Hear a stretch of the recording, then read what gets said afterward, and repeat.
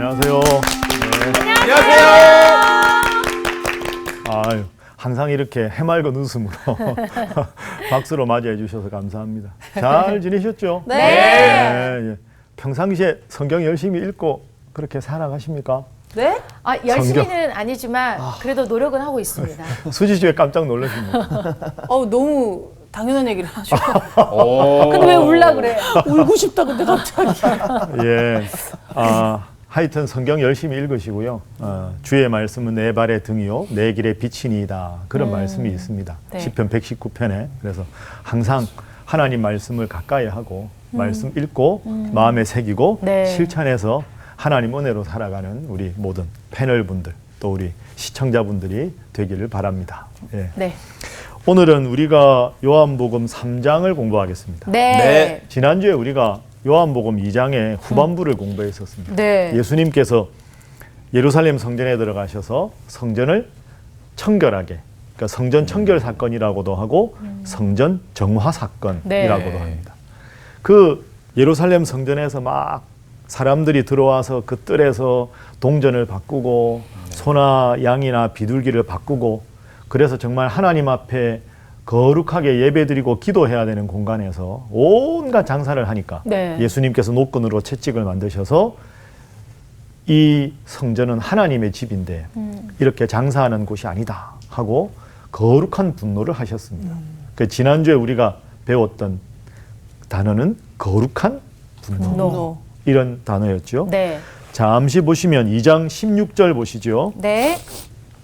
2장 16절에 비둘기 파는 사람들에게 이르시되 이것을 여기서 가져가라. 내 아버지의 집으로 장사하는 집을 만들지 말라 하시니. 내 아버지의 집. 이게 매우 중요하다고 말씀드렸습니다. 네. 그러니까 요한복음은 사도 요한이 쓴 이유가 하나님의 아들 예수님이 우리 온 세상을 위한 구원자로 오셨으니 그분을 믿으라. 이게 요한복음의 기록의 목적이니까 16절에서도 내 아버지의 집이다. 감히 누가 내 아버지라고 하나님을 부르겠습니까? 그런데 내 아버지의 집이다. 그만큼 하나님과 예수님이 밀접한 관계에 있다. 이 점을 이제 16절에서 말씀을 하시는 거죠. 그리고 이어서 19절 말씀해 보면 예수님께서 너희가 이 성전을 헐어라. 내가 사흘 동안에 일으키리라. 그러니까 이 사람들이 아니 이 성전이 46년 동안 지었는데 어떻게 사흘 만에 다시 짓는다고 하느냐. 그래서 요한복음을 이제 앞으로도 쭉 읽어보시면 두 가지 관점이 이렇게 평행선을 달립니다. 육체적으로 현실적으로 바라보는 관점과 영적인 관점. 그러니까 이 성전이라는 건물을 짓는데 46년이 걸렸는데 어떻게 사흘 만에 새로 짓는다는 말이냐 하는 것은 매우 현실적이고 눈에 보이는 성전이라면 예수님은 내가 십자가에 죽고 사흘 만에 부활할 것이다. 네. 그래서 육체적이고 현실적인 관점과 영적이고 구원을 향한 예수님의 관점이 항상 평행선을 달리다가 예수님을 만나면 이 관점이 점점 누그러지면서 예수님이 얼마나 위대한 분인지를 알아보는 식으로 전개되는 것이 요한복음입니다. 그러니까 오늘 우리가 요한복음을 읽을 때 사도 요한 입장에서는 보아라. 이 두 가지 관점 중에서 예수님 말씀하신 구원과 영적인 관점을 강조해야 한다. 너희들도 이런 관점을 가져야 예수님을 구원자로 믿고 하나님의 자녀로 살아갈 수 있다. 이걸 우리들에게 넌지시 그렇게 초청하는 것이 요한복음의 특징이다. 이렇게 우리가 정리를 해볼 수 있겠습니다. 자, 지난주에 공부한 것 중에서 맨 마지막 한번 보십시오. 네. 자, 24절, 25절. 우리 가람 씨가 2장 24절, 25절 한번 읽어주세요. 예수는 그의 몸을 그들에게 의탁하지 아니하셨으니 이는 친히 모든 사람을 아심이요 또 사람에 대하여 누구의 증언도 받으실 필요가 없었으니 이는 그가 친히 사람의 속에 있는 것을 아셨음이니라. 아멘. 24절 말씀에 보면 친히 모든 사람을 아셨다. 이게 아주 중요한 구절입니다. 이 구절이 앞으로를 상당히 연결시키는 구절인데요. 사람들 마음에 지금 무슨 생각을 하는지 무슨 마음을 품고 있는지 예수님은 다 알고 계셨다. 네. 그래서 오늘 3장에는 여기 제가 제목을 쓴 대로 니고데모라는 사람이 나옵니다. 그러니까 니고데모와 예수님이 대화를 해도 예수님은 니고데모를 처음 만났지만 네. 니고데모의 마음, 방금 읽었던 24절 말씀으로 하면 니고데모가 어떤 마음을 갖고 어떤 생각을 가지고 있는지를 미리 다 아셨다. 왜? 하나님의 아들 구원자시기 때문에. 오늘 수업 요한복음 9강 예수님과 니고데모의 대화. 과연 예수님께서 니고데모의 마음을 얼마나 정확하게 아셨는지 오늘은 3장 1절부터 21절 사이에 예수님과 니고데모가 한 대화를 한번 살펴보겠습니다. 자, 1절, 2절 말씀을 우리 복유 씨가 한번 읽어주십시오. 그런데 바리새인 중에 니고데모라 하는 사람이 있으니 유대인의 지도자라. 그가 밤에 예수께 와서 이르되 라삐여, 우리가 당신은 하나님께로부터 오신 선생인 줄 아나이다. 하나님이 함께 하시지 아니하시면 당신이 행하시는 이 표적을 아무도 할 수 없음이니이다.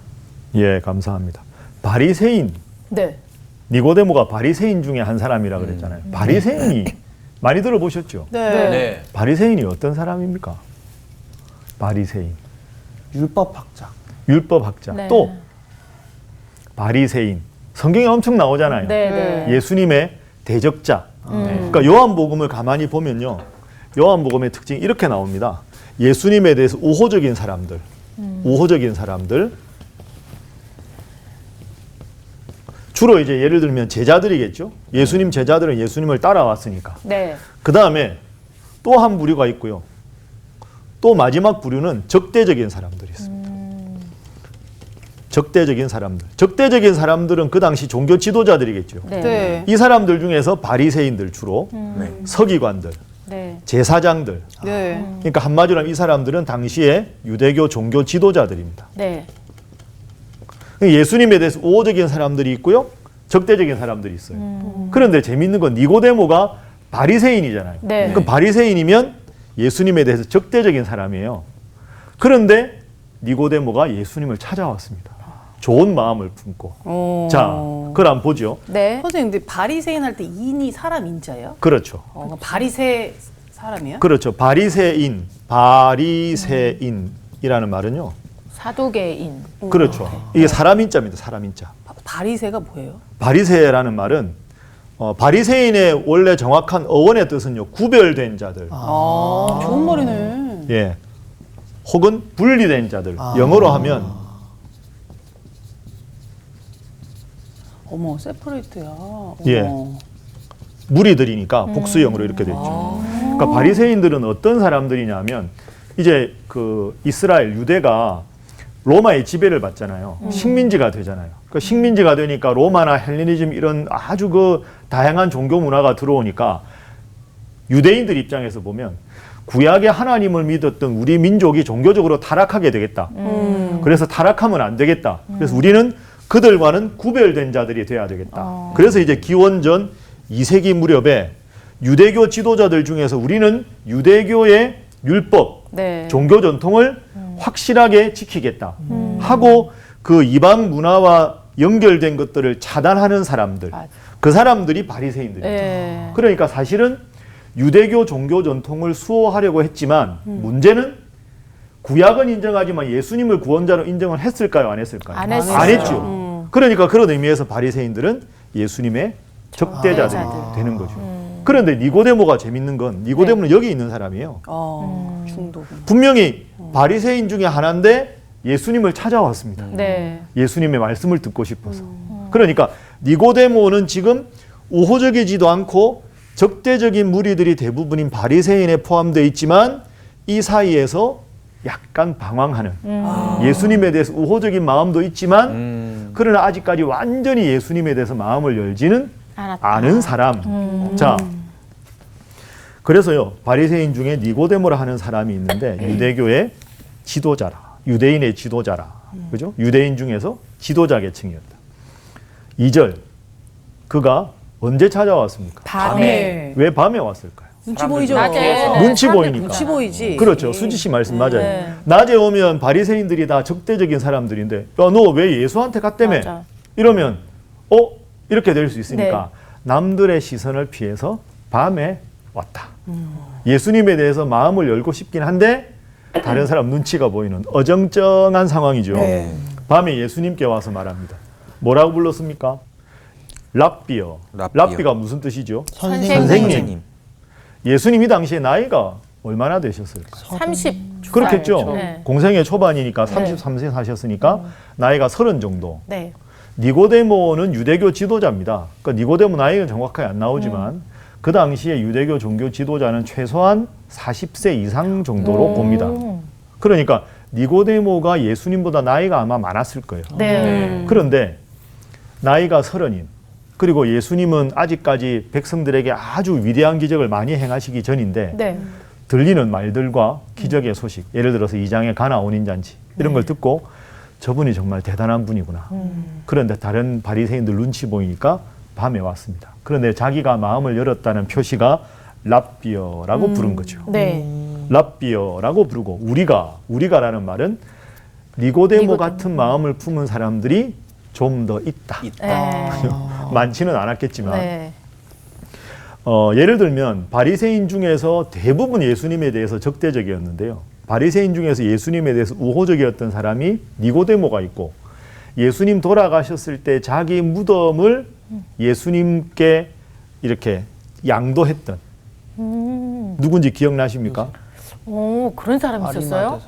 아리마대 사람 요셉. 와. 아리마대 요셉. 자기가 이제 무덤으로 사용할 걸 예수님 거기에다가 시신을 보관하게 만들었죠. 그 당시는 불이니까. 오. 아리마대 요셉이 바리새인입니다. 그러니까 바리새인이 100% 적대자가 아니라 그 중에서 일부, 그 당시 바리새인 숫자가 학자들마다 다르지만 아마 대략 적게 보는 학자들은 한 6천 명, 많게 보면 2, 3만 명 보거든요. 근데 6천 명 정도가 제가 보기에 맞을 것 같아요. 그 중에서 대부분은 적대적인데 일부가 우호적이었는데 니고데모, 아리마대 사람 요셉 이런 사람들. 그러니까 우리가라는 말은 그런 뜻으로 해석할 수 있겠죠. 우리가 당신은 하나님께로부터 오신 선생. 이게 묘한 표현입니다.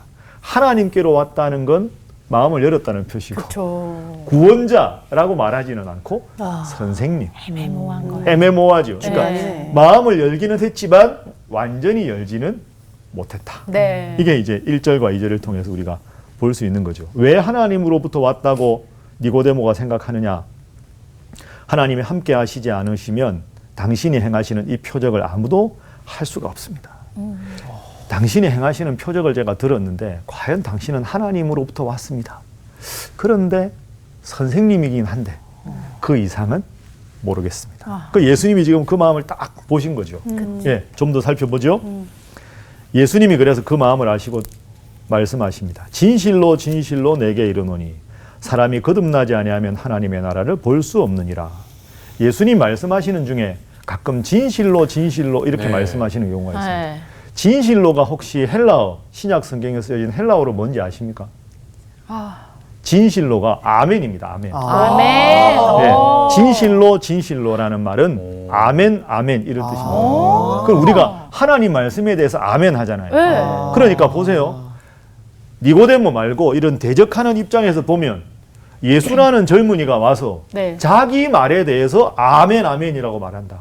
이건 신성모독인 거죠. 그래서 결국 예수님을 죽일 때도 신성모독죄로 맞아. 죽이는 이유가 여기 있는 겁니다. 그런데 이 말씀은 예수님은 내가 하나님의 아들 구원자로 왔다는 권위를 보여주시기 위해서 내가 진실로 나의 말이 곧 하나님의 말씀이니까 아멘, 아멘 이렇게 되는 거죠. 사람이 거듭나지 아니하면 하나님의 나라를 볼 수 없느니라. 여전히 선생님이라고 말하니까 너의 영적인 안목을 떠야 한다. 거듭나야 한다. 내가 왜 이 세상에 왔는지 나를 구원자로 볼 수 있는 영적인 안목이 필요하다. 네. 이런 말씀이 3절입니다. 니고데모가 그런데 그런 예수님의 영적인 안목을 모르고 3절에 이렇게 묻습니다. 거듭난다고요? 사람이 늙으면 어떻게 날 수 있습니까? 두 번째 어머니 모태에 들어갔다가 날 수 있습니까? 예수님 대답하십니다. 또 진실로 아멘 아멘 내게 이르노니 사람이 물과 성령으로 나지 아니하면 하나님의 나라에 들어갈 수 없다. 육으로 난 것은 육이요 영으로 난 것은 영이다. 내가 너에게 거듭나야 하겠다 하는 말을 놀랍게 여기지 말아라. 바람이 임의로 불매 내가 그 소리는 들어도 어디서 와서 어디로 가는지 알지 못하나니 성령으로 난 사람도 다 그러하니라. 자, 니고데모와 예수님의 대화가 지금 니고데모가 완벽하게 예수님 말씀을 알아듣지 못합니다. 그죠? 네. 예, 이게 이제 아까 말씀드린 대로 이 니고데모와 같은 생각을 가진 사람들에게 예수님이 어떤 분인지를 알려주시는 과정이 되는 거죠.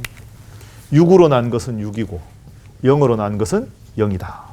이게 이제 니고데모의 관점이고요. 네. 이게 예수님의 관점이죠. 그러니까 사람이 거듭나야 한다 하는 말은 어머니 뱃속에 들어갔다가 다시 어떻게 나올 수 있습니까? 니고데모는 물었는데 그 말씀이 아니고 이 세상에 살아가다가 하나님의 자녀가 될 수 있는 것은 예수님을 구원자로 믿는 재탄생의 경험. 네. 그것이 거듭난다. 난다라는 말씀의 뜻입니다. 여러분은 예수님을 구원자로 믿으시죠? 네. 네. 네. 그러면 그것이 바로 거듭난다라는 말씀의 뜻이 되는 거죠. 예를 들어서 수지 씨가 이게 세상에 살면 친구 중에 예수 안 믿는 사람들 많죠. 그죠?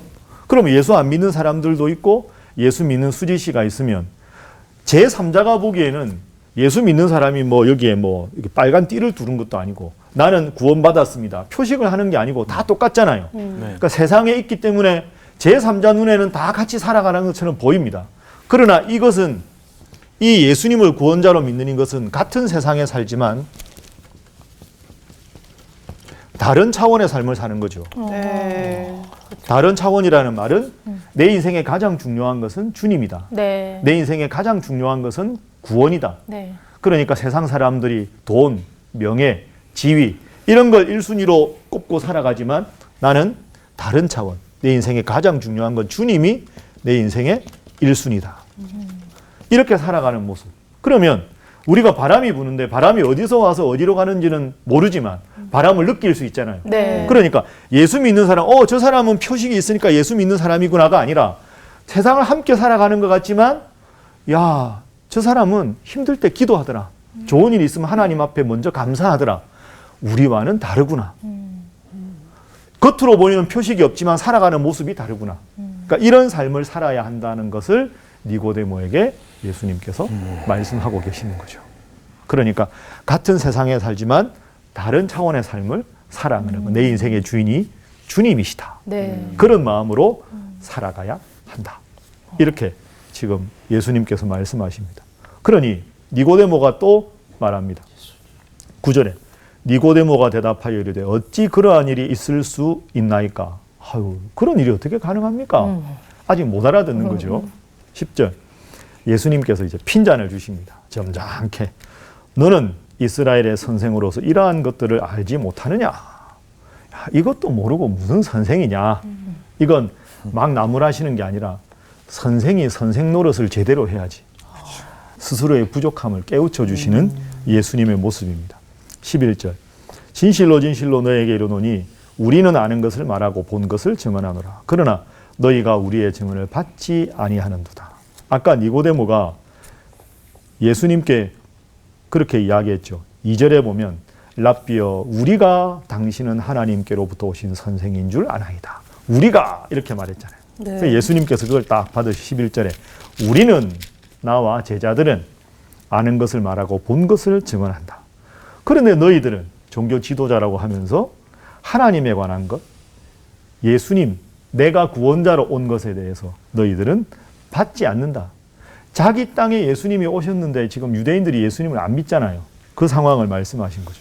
그러니 내가 땅의 일을 말하여도 내가 지금 하나님의 말씀을 하는 것도 너희가 안 믿는데 하물며 하늘의 일, 앞으로 내가 여기서 십자가에 달려 죽고 부활하고 승천하고 그런 더 깊은 이야기를 하면 너희들이 믿을 수 있겠느냐?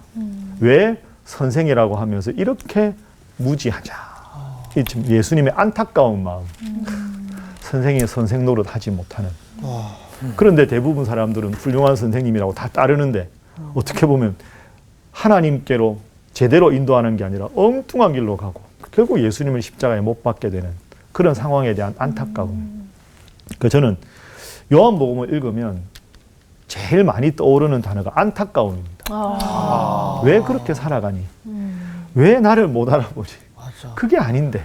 그런 예수님의 안타까운 마음. 그러니까 정죄하고 꾸짖으시기보다는 왜 그게 아닌데 왜 이걸 바라보지 못하냐? 이런 마음으로 예수님 말씀하시는 거죠.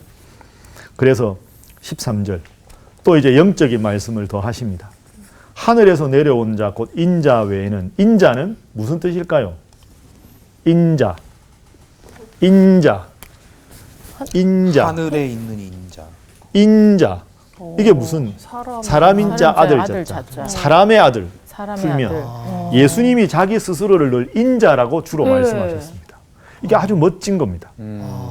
나는 사람이다 이거죠. 그러니까 하나님의 아들이면서 사람이다. 그러니까 우리는 예수님 하면 너무 하나님과 같으신 분 이렇게만 생각하잖아요. 예수님이 겟세마네 동산에서 땀방울이 핏방울이 되도록 기도하시면 뭐 예수님은 하나님 같은 분이니까.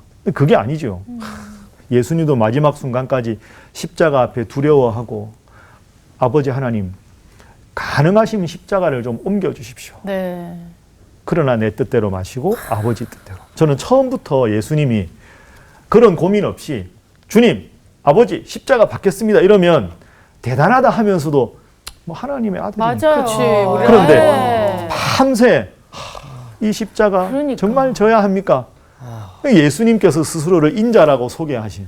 그러니까 예수님도 새벽마다 기도하시고 때로는 눈물도 아주 흘리시고. 인간적이야. 그렇죠. 그러니까 예수님에 대해서 더 다가오는 거죠. 맞아요. 그 예수님.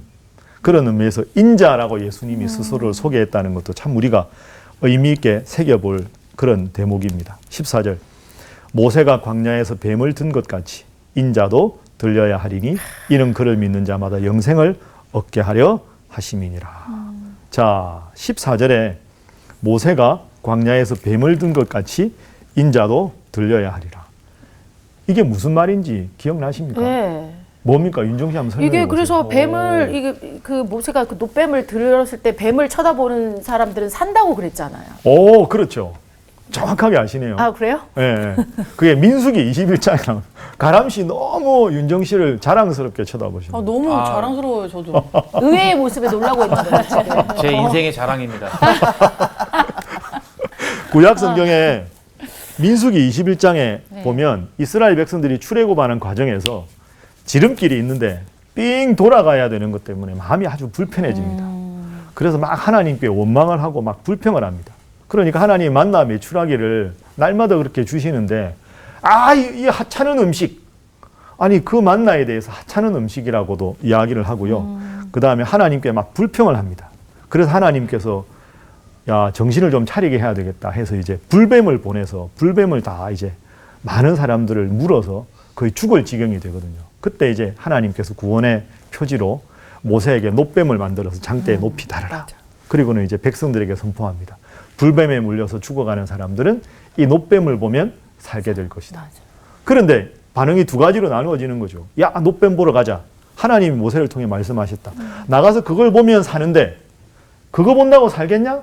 하고 안 나간 사람들은 구원을 받지 못했겠죠. 네. 안 나갔겠죠. 네. 그러니까 지금 예수님께서는 내가 구약 성경의 그 놋뱀을 본 자마다 다 살아났듯이 내가 장차 하늘의 일, 십자가에 달려 죽을 것이다. 그러니 십자가에 달린 나를 보면서 저 예수님은 나의 죄를 위해서 십자가에서 돌아가셨다. 라고 믿음으로 고백하면 너희가 구원을 얻고 영생을 얻게 될 것이다. 요 말씀을 지금 구약에 있는 14절 모세가 광야에서 뱀을 든 것 같이 인자 나도 들려야 할 것이다. 십자가에서 나도 죽게 될 것이다. 이걸 미리 말씀하시는 거죠. 이게 전체가 다 영적인 일. 네. 니고데모에게 영적인 것에 대해서 좀 정확하게 알려주시는 그런 장면이 됩니다. 그리고 이제 제일 주제어 우리 3장 16절 요한복음의 제일 중요한 주제 성구, 성경 66권의 제일 중요한 주제 성구. 자, 16절 다 함께 한번 한 목소리로 읽어보겠습니다. 시작. 하나님이 세상을 이처럼 사랑하사 독생자를 주셨으니 이는 그를 믿는 자마다 멸망하지 않고 영생을 얻게 하려 하심이라. 하나님이 세상을 이처럼 사랑하셔서 독생자, 외아들 예수님을 주셨다. 그죠? 그래서 그 예수님을 믿는 자마다 예수님께서 내 죄를 위해서 십자가에 달려 돌아가셔서 내가 하나님의 자녀가 되었다는 것을 믿는 자마다 멸망하지 않고 영생을 얻게 하려 하심이라. 여러분 이 장면을 상상해 보세요. 니고데모 앞에 네. 예수님이 이 말씀을 딱 하시잖아요. 내가 십자가에 죽을 것이다. 그리고 하나님 보내신 독생자를 믿으면 영생을 얻게 될 것이다. 그렇게 말씀하시면서 니고데모가 이런 귀한 하나님의 진리의 말씀을 선생으로서 제대로 깨닫기를 그걸 바라는 마음으로 이 귀한 진리의 말씀을 하시는 거죠. 네. 17절 하나님이 그 아들을 세상에 보내신 것은 세상을 심판하려 하심이 아니오 그로 말미암아 세상이 구원을 받게 하려 하심이라. 그를 믿는 자는 심판을 받지 아니하는 것이요 믿지 아니하는 자는 하나님의 독생자의 이름을 믿지 아니하므로 벌써 심판을 받은 것이니라. 17절 18절은 읽으면 이해가 되는 것 같은데 자세히 보면 좀 어렵습니다. 17절 하나님이 그 아들을 세상에 보내신 것은 세상을 심판하려 하심이 아니요 그로 말미암아 세상이 구원을 받게 하려 하심이라. 18절 그를 믿는 자는 심판을 받지 아니하는 것이요 믿지 아니하는 자는 하나님의 독생자 이름을 믿지 아니하므로 벌써 심판을 받은 것이다. 여러분 벌써 심판을 받았나요? 아니잖아요. 네. 네. 아직 심판 안 받았잖아요. 네. 네. 그러면 이게 무슨 뜻일까요? 벌써 심판을 받은 것이다. 벌써 심판을 받은 것이다. 이게 시제가 이미 지난 거 아닙니까? 맞아요. 네. 그러면은 이 내용대로라면 예. 이미 하나님이 구원을 받을 자, 구원을 받지 못하는 자가 이미 정해져 있다라는 건지. 그러니까 이제 네. 윤정 씨 말씀하신 그런 식으로 이 구절을 읽으면 네. 이게 아주 난감해집니다. 네. 대부분 그렇게 그러니까요. 읽거든요. 네. 그러면 구원받을 사람을 하나님이 미리 다 예정을 해놓으셨냐? 그럼 너는 구원이다. 너는 미안한데 아무리 기도해도 소용없다. 이게 뭐냐 그럼? 그러면 내가 기도하는 것도 의미가 없고 맞아요. 전도하는 것도 의미가 없지 않냐? 그 아니면 또 이런 것도 있을 수 네. 있잖아요. 제가 이 누군가에게 그렇게 설명을 하고 예수 믿으라고 권하고 해도 어떤 사람은 들으면 딱 이렇게 받아들이는 사람인데 어떤 사람은 들어도 못 받아들이는 사람이 있잖아요. 그렇죠. 예. 또 그런 부분을 놓고 얘기를 하는 건지. 그렇죠. 이게 이제 예정론하고 연결시키면 아주 네. 복잡한 문제가 맞아요. 생깁니다. 네. 예정론은 다음에 우리가 시간을 두고 한번 좀 잘 한번 따져볼 필요가 있고요. 네. 이런 뜻입니다. 일단 본문의 뜻을 생각해 보면 구약이 있고 신약이 있죠. 그러면 우리가 배운 대로 구약은 예수님께서 오실 것이다. 그리고 신약은 예수님께서 오셨다. 이게 구약은 약속, 신약은 뭡니까? 성취. 이렇게 되는 거죠. 네. 그러면 구약 성경을 잘 아는 니고데모나 유대교 지도자들, 종교 지도자들하고 유대교인들은 하나님께서 때가 되면 메시아 구원자를 이 땅에 보내주실 거라는 것에 대해 이미 알고 있었죠. 그러니까 메시아가 오실 것이다. 이것에 대해서 제일 잘 아는 사람들입니다. 그런데 지금 니고데모 눈앞에 누가 와 있습니까? 예수님이 와 계시죠. 네. 그러니까 메시아가 곧 예수님이다. 네. 그 예수님이 오셨어요. 오셨다. 지금 니고데모 눈앞에 있다.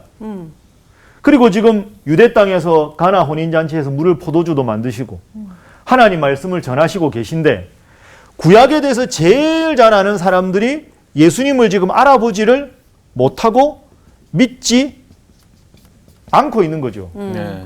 그러면 요한 입장에서는 구약에 대해서 그렇게 잘 안다는 사람들이 구약의 약속이 성취된 예수님이 오셔서 지금 말씀도 행하시고 기적도 행하시는데 이 예수님을 안 믿어? 저 옛날 사람도 아니고 저 다른 나라에서 활동하는 것도 아니고 관심 있으면 누구나 예수님을 볼 수 있는데 이 예수님을 안 믿어? 너는 그럼 구원 못 받는 거야. 너는 이미 끝났어. 이런 뜻이 바로 오늘 18절 말씀입니다. 그러니까 이건 모든 게 운명론적으로 결정됐다는 뜻이 아니고요. 말씀드린 대로 안타까운 거죠. 죽은 거와 다름없다. 그렇죠. 예수님이 왔는데 아니 유대인들 구약 다 알잖아. 예수님 오신다는 거 알지? 알지. 오셨잖아. 근데 안 믿어? 넌 끝이야. 이건 넌 끝이니까 가능성이 없다가 아니라 안타까움의 표시.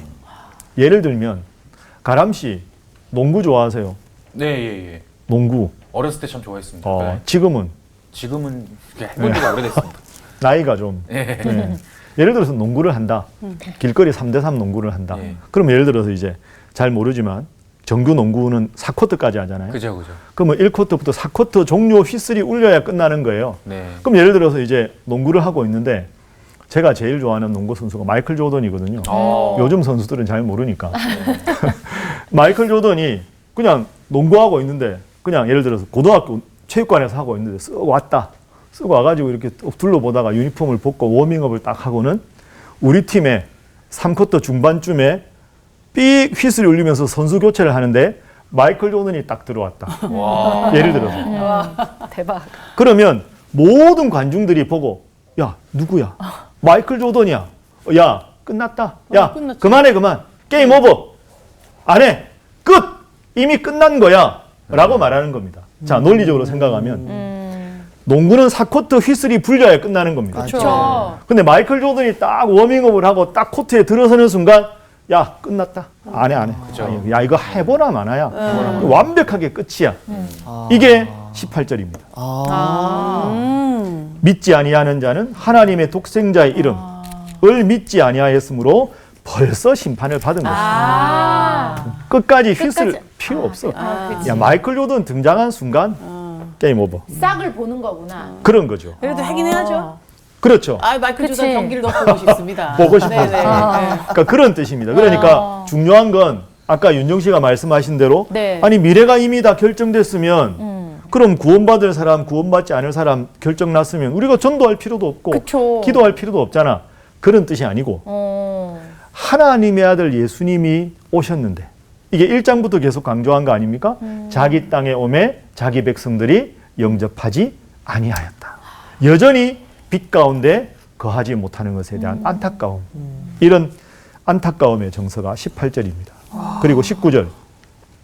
그래서 예수님을 구원자로 믿지 못하는 사람들 그 정죄, 심판이라는 뜻이죠. 그 심판은 이것이다. 곧 빛이 세상에 왔으되 사람들이 자기 행위가 악함으로 빛보다 어둠을 더 사랑한 것이다. 그러면 빛이 세상에 왔다. 이 빛이 누굴까요? 예수. 그렇죠. 예수님이 이 세상에 왔는데 사람들이 자기 행위가 악함으로 빛보다 어둠, 예수님 말고 죄 짓는 것. 우리가 2장에서 본 대로 성전 청결 사건에서 본 대로 종교 지도자들이 뒷돈 다 받고 이방인의 뜰에서 소, 양, 비둘기 팔면서 그 남은 것 뒷돈으로 착취하고 동전 바꾸는 사람들이 고리대검에서 또 뒷돈 봐주고 그게 다 종교의 이름으로 다 행한 거 아닙니까? 왜 그랬을까요? 빛이신 예수님이 왔는데 당장 눈에 보이는 돈, 악, 죄 이게 훨씬 더 그들의 보기에는 매력적이니까. 그러니 예수님 보시기에는 빛이 왔는데도 빛을 받아들이려고 하지 않고 어두움 가운데 있는 이 세태에 대한 안타까움. 그것이 19절 말씀입니다. 악을 행하는 자는 빛을 미워한다. 그래서 빛으로 오지 않는다. 왜? 그 행위가 드러날까 두렵기 때문에. 결국 이 사람들이 바리새인들이 니고데모는 아니지만 예수님 십자가에 못 박으라. 예수님 십자가에 못 박으라. 왜? 예수님이 십자가에 못 박혀야 자기들의 종교 기득권을 계속 유지할 수 있습니다. 네. 그래야 계속 뒷돈도 챙기고 온갖 나쁜 일을 할 수 있으니까. 20절. 그죠? 빛을 미워한다. 그런데 21절. 진리를 따르는 자는 빛으로 온다. 넌저시 니고데모야. 진리를 따라야 하지 않겠느냐. 이 말씀이겠죠. 이는 그 행위가 하나님 안에서 행한 것임을 나타내려 함이라 하시니라. 그래서 니고데모와 예수님의 대화가 이걸로 끝이 납니다. 자, 그럼 여러분 생각해 보세요. 네. 니고데모가 이 대화를 끝내고 어떻게 됐을까? 어떤 사람으로 변했을까? 그 이긴데 기록이 있나요? 있습니다. 찾아볼까요? 자, 네네. 한번 보시죠. 요한복음에 나옵니다. 7장 45절부터 보면 네. 예수님의 인기가 점점 많아지니까 네. 종교 지도자들이 이제 긴장을 하는 겁니다. 야, 이거 저 예수라는 사람 저거 잡아야 되지 않아? 야, 당장 잡아들여. 당장 잡아서 쉽게 말하면 그냥 저 사람은 이상한 사람이다. 하나님의 메시아가 아니다. 그러면 그냥 되잖아. 이제 이런 식으로 막 분위기를 몰아갑니다. 네. 몰아갈 때, 자, 니고데모가 나옵니다. 한번 보시죠. 네. 7장 45절부터 쭉 말을 하니까 50절 보십시오. 네. 자, 50절, 51절, 52절 수지 씨가 한번 읽어 주십시오. 그 중에 한 사람 곧 전에 예수께 왔던 니고데모가 그들에게 말하되 우리 율법은 사람의 말을 듣고 그 행한 것을 알기 전에 심판하느냐? 그들이 대답하여 이르되 너도 갈릴리에서 왔느냐? 찾아보라. 갈릴리에서는 선지자가 나지 못하느니라 하였더라. 아멘. 자, 바리새인들이나 종교 지도자들이 예수님 빨리 잡아들이자. 그냥 이 예수는 거짓 선지자라고 매도하자. 이런 분위기로 막 가니까 딱 니고데모가 등장하는 거죠. 하네. 그리고 51절에 사람의 말을 듣고 그 행한 것을 정확하게 살펴보고 나서 심판해야지. 맞아. 그런 것 없이 그냥 이렇게 사람을 매도하는 게 이게 어느 나라 법이냐? 이러면서 딱 들어갔네. 브레이크를 건 거죠. 그렇죠. 예. 또 나옵니다. 어디에 이게 나올까요? 끝이 아닙니다. 야. 자, 한 번 더 볼까요? 요한복음 19장 9장. 38절 보십시오. 아리마대 사람 요셉. 아까 말씀드린 대로 또 한 명의 선한 바리새인입니다. 예수의 제자이나 그죠? 네. 바리새인이 예수님 제자죠. 네. 유대인이 두려워서 동료 바리새인들이 두려워서 그것을 숨기더니 2일 후에 빌라도에게 예수님 시체를 가져가겠습니다 하고 구합니다. 그래서 예수님 시체를 자기가 죽으면 묻을 그 무덤에다가 예수님을 안치를 하죠. 네. 자, 그랬을 때 39절 보세요. 윤정 씨 39절 한번 읽어주세요. 네. 일찍이 예수께 밤에 찾아왔던 니고데모도 모략과 침향 섞은 것을 100리트라쯤 가지고 온지라. 자, 그렇죠. 그러니까 아리마대 사람 요셉도 선한 바리새인이고 그 사람은 자기 무덤에 예수님을 안치했고 그리고 예수님의 그 무덤에 또 한 사람 왔는데 니고데모가 와서 예수님의 장례를 준비했다. 네. 그러니까 니고데모가 정리를 한번 해보면 밤에 반신반의하는 마음으로 예수님을 찾아왔다가 예수님 말씀을 듣고 영적인 세계에 눈을 뜨고 예수님이 하나님의 아들 메시아 구원자구나 라는 마음의 확신을 가졌겠지요. 그래서 요한복음 7장의 동료 바리새인들과는 다르게 예수님이 하신 행동과 말씀을 보고 판단하자 하고는 일단 유보를 시키고 네. 예수님 돌아가셨을 때는 예수님의 장례를 함께 아리마대 사람 요셉과 슬퍼하면서 예수님에 대한 믿음을 보였던 사람. 그러면 이 중도에서 넘어온 거예요? 그런 거죠. 그쵸. 근데 자기 직업을 버리진 않고? 그렇죠. 자, 확실히 그러면 따르진 않고. 오늘 이 본문의 핵심은 이겁니다. 자, 예수님에 대해서 우호적인 사람들, 네. 중간에 있던 니고데모, 적대적인 사람. 그런데 중간에 있던 이 사람, 하나님으로부터 온 것 같지만 선생님 아닙니까? 라고 했던 네. 이 니고데모가 예수님 만나서 예수님의 제자, 우호적인 편으로 갔다. 그러면 요한은 오늘 우리에게 네. 여러분은 지금 어디에 있습니까? 그러니까요. 맞아요. 어디로 가야 하겠습니까? 니고데모처럼 우리도 주님을 구원자로 믿는 믿음의 대열에 그 행렬에 함께 해야 하지 않겠습니까? 그걸 오늘 우리에게 묻는 마음으로 말씀을 마무리하는 거죠. 네. 그래서 여러분들도 니고데모 이 스토리를 보면서 나는 과연 지금 어디에 서 있는가? 예수님에 대해서 우호적인가? 중간에 있는가? 적대적인가? 어느 쪽에 가까운가? 생각해 보시고 한 주간 동안 니고데모의 이런 변화의 모습을 생각하면서 주님 제자답게 살아가려고 결단하시는 한 주간 잘 보내시기 바랍니다. 오늘 강의는 와. 여기까지 하겠습니다. 수고하셨습니다. 감사합니다. 야, 이 마지막에 핵심을 전공을 딱 찔러주시네, 진짜. 아니, 지금도 이 니고데모의 위치에서 그 신앙생활을 하시는 분들이 많을 것 같아요. 지금 이 방송을 보시는 분들 중에 내가 바로 저 니고데모다라고 생각하시는 분들이 계실 텐데, 근데 결국은 끝은 좋잖아요. 니고데모가 그 예수님을 그 은밀한 밤에 찾아가서 그 말씀이 스며 들어갔다라는 거에 그게 너무 중요한 포인트인 것 같아요. 맞아요. 아니 니고데모 하면은 나랑은 전혀 관계없다고 늘 생각을 했는데 교회 생활이 너무 젖어 있다 보면 전문가처럼 돼서 유연하지 못하고 되게 이럴 수도 있고 하나님을 되게 순수하지 못하게 맨날 늘상하던 대로 구태의연하게 대하지 않나 이런 생각도 들면서 니고데모가 안고데모일 수도 있구나. 안고데모야. 안고데모야. 안고데모. 안고데모가 이렇게 넘어가듯이. 맞아요. 네, 저도 넘어가고 싶습니다. 밤에 한번 찾아가 보세요. 네, 홍고데모. 네. 홍고데모. 저 어디 위치라고 생각하세요? 저요? 네. 아 저는 우호적이죠. 아. 우호적이나 이 약간은 맞아? 막 이런 생각 좀 갖고 있는. 그럴 수 있어요. 네. 어. 그 정도. 제가 얼마 전에 표현했듯이 신앙의 사춘기라고나 할까요? 지금 생각이 좀 많아지고 있습니다. 네. 같이 기도해 주시면서 밤마다 기도 많이 하고 있습니다. 네. 저는 그 니고데모처럼 그 예수님을 그 변론하는 그게 얼마나 커다란 용기가 필요한가라는 그런 생각이 더 들더라고요. 그리고 어떻게 보면 자기의 잘 먹고 잘 사는 바리새인의 지위에 그걸 잃어버릴 수도 있는 건데 그렇게 좀 대단하다 그런 생각. 그래서 저는 이 밤에 찾아갔다는 것도 니고데모의 대단한 용기라고 생각을 해요. 맞아요. 우리가 정말 한 주간 더 용기를 내서 하나님께 더 다가가는 그런 삶을 살았으면 좋겠어요. 하나님 쪽으로 확 붙읍시다. 그럽시다. 갑시다. 네.